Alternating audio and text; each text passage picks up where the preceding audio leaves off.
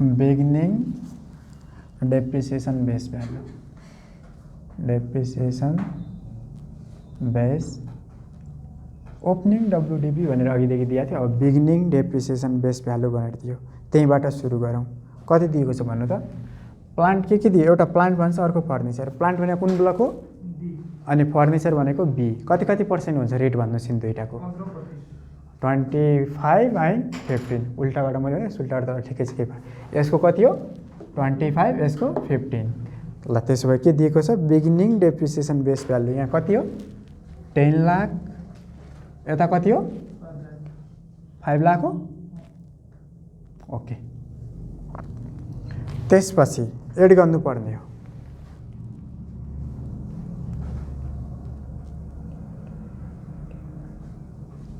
Additional purchase कहिले गरेछ? Purchase during the year भनेछ। प्लान्ट 6 लाखको पर्चेस छ भने फर्निचर 1,50,000 को पर्चेस गरेको छ। त्यसमा डेट दिएको छ MAGH भने अब यो के हो भन्नुहोस्? माग हो कि मार्ग हो? यही हो तपाईँले कन्फ्युज पार्ने भनेको। सिम्पल खाले कुरामा अनि माग र मार्ग के हो भनेर सोध्दै हुनुहुन्थ्यो। 6 लाख भनेपछि माग भनेको छ कति गर्नु पर्यो? 2/3 माग भनेपछि। त्यसपछि कहिले भनेको छ? असार कति हो? दोस्रोमा असार छ 50,000 इन्टु 1/3, त्यही माथि गर्ने हो। ल त्यसो भए सिधै लेख्नुहोस् यहाँ पर्चेज अन माग हो। ल के गर्नु पर्यो? 2/3 कसको? यस्तो पनि त गर्न मिल्छ होला नि। कति आउँछ भन्नुहोस्? 4 लाख। यसमा होइन, यो ब्लकमा मात्र हो, यसमा छैन। यहाँ पर्चेज निल भन्छ। त्यसपछि पर्चेज अन कहिले भनेको छ भन्नु त? असार हो। असार भनेपछि अमाउन्ट कति हो? 1,50,000 इन्टु 1/3 कति आउँछ अमाउन्ट? 50,000। यो ब्लकमा यता छैन निल। यो पनि भइसक्यो। डेट अफ पर्चेज पनि भयो। क्यास डिस्पोजल भ्यालु भनेर दिएको छ, एउटाको मात्र छ। ल लेस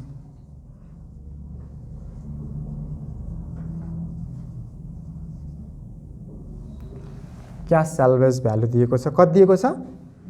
2 लाख। कसको मात्र हो? प्लान्टको मात्र हो। उता छैन भने छ कि छैन? छैन। अनि बुक भ्यालु दिएको छ 2,50,000। कुन गर्छ?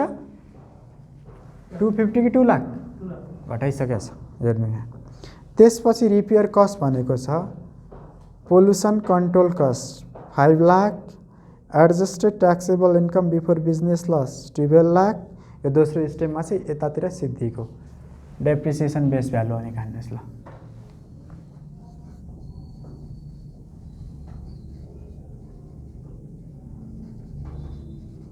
अमाउन्ट भन्नु कति आयो?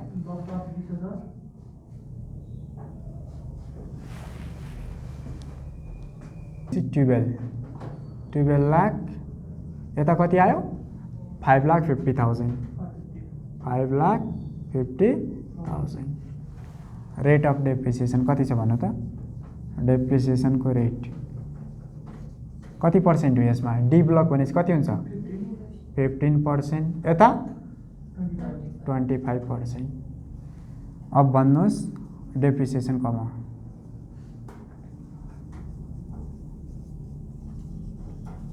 कति आउँछ? 1,80,000। यता 1,37,500। यही निकालिदिनुहोस् क्लोजिङ WDV भनेर।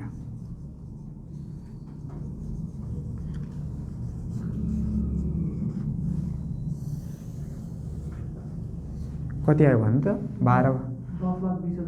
10,20,000। यता 4,12,500। ओके, अब नेक्स्ट बनाउनुहोस् क्लोजिङ WDP यताको लगेर उता सारिदिनुहोस् कति छ भन्नुहोस् 10,20,000 यता छ अनि यहाँ गएर 4,12,500 एड गर्नुपर्ने हो अनि एब्जर्भ कति भएको छ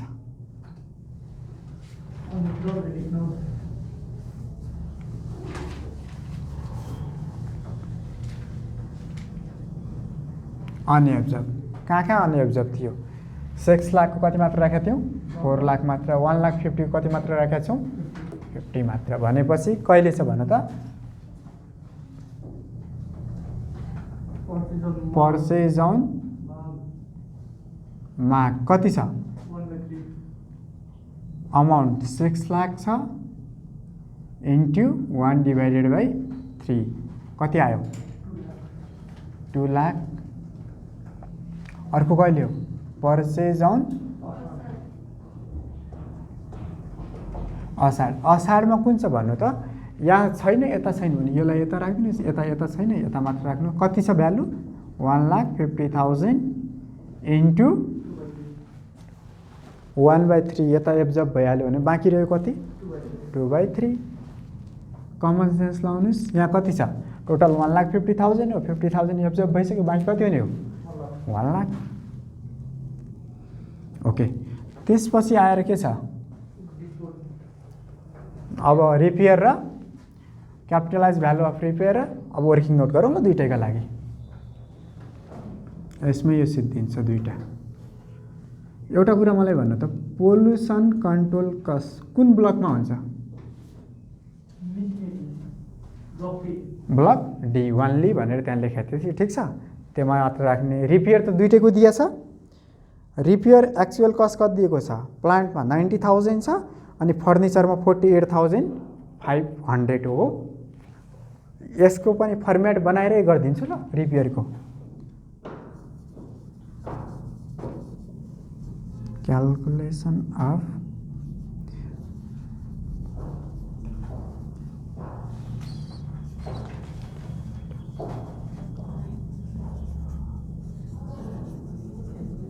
रिपेयर हेर्नु दुईटैको पहिले गर्ने के हो अलायो भने 7% अफ डेप्रिसिएसन बेस भ्यालु गर्नु पर्यो बेस भ्यालु कति आउँछ भन्नु त के गर्ने यहाँनिर 12 लाखको 7% यहाँ राख्नुहोस् कति आउँछ 5,50,000 को 7% यहाँ राख्नुहोस् कति आउँछ यो ब्लक डी हो यो ब्लक बी हो यसो गर्दै एक स्टेप बढाइदिन्छु ल कति छ भनेपछि 12 लाखको 7%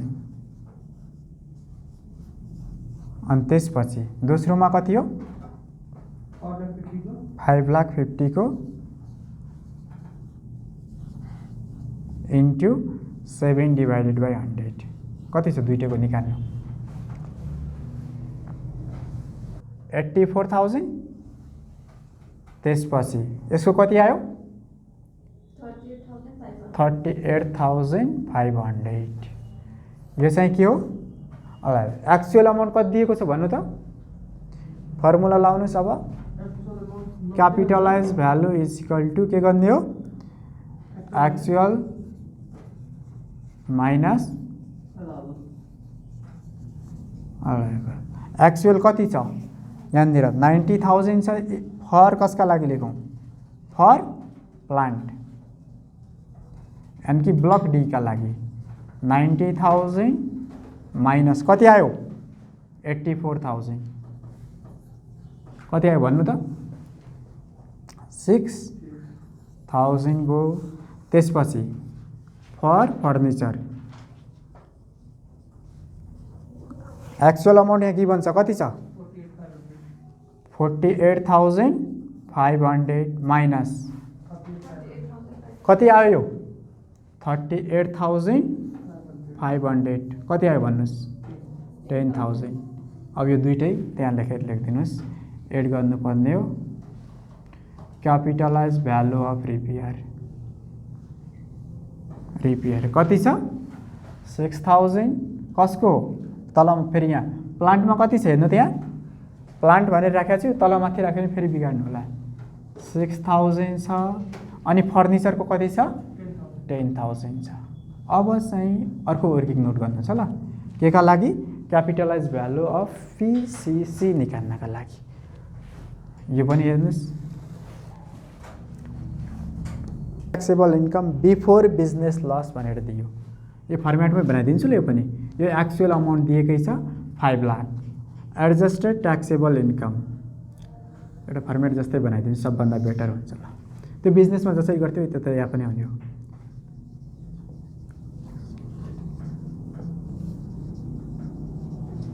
ट्याक्सेबल इन्कम बिफोर के भन्छ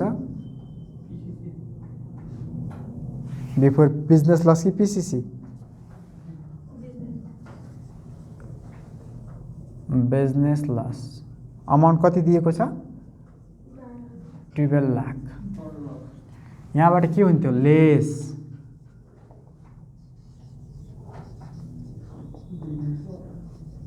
बिजनेस लस कति छ 3 लाख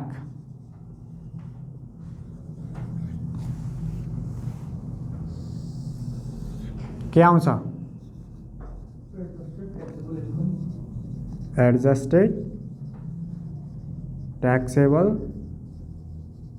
इन्कम बिफोर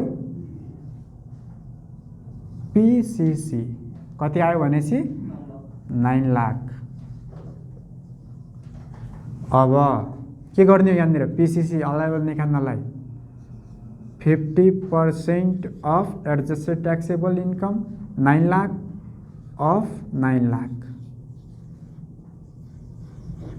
कति आउँछ 4,50,000 यो भनेको अलाइबल भयो एक्चुअल कति छ हेर्नु त्यहाँ 5 लाख भनेपछि क्यापिटलाइज भ्यालु अफ पीसीसी कति भयो भन्नु त कति माइनस यसलाई तपाईँ हुइजेभरि लोएस गरेर लामो गरेछ त्यो त नजाम अमाउन्ट सजिलो निकालेर गर्ने एक्चुअल कति छ अब कति आएको थियो 5 लाख गर्नुपर्ने त्यही हो भनेपछि यहाँ 4,50,000 कति आयो कुन ब्लकमा लेखौँ फर्निचरमा प्लान्टमा ओन्ली प्लान्ट 50,000 यहाँ गएर लेखिदिनुहोस् यति गर्यो भने अब यहाँनिर आउँछ opening depreciation base value next इयरको अमाउन्ट भन्नु कति आछ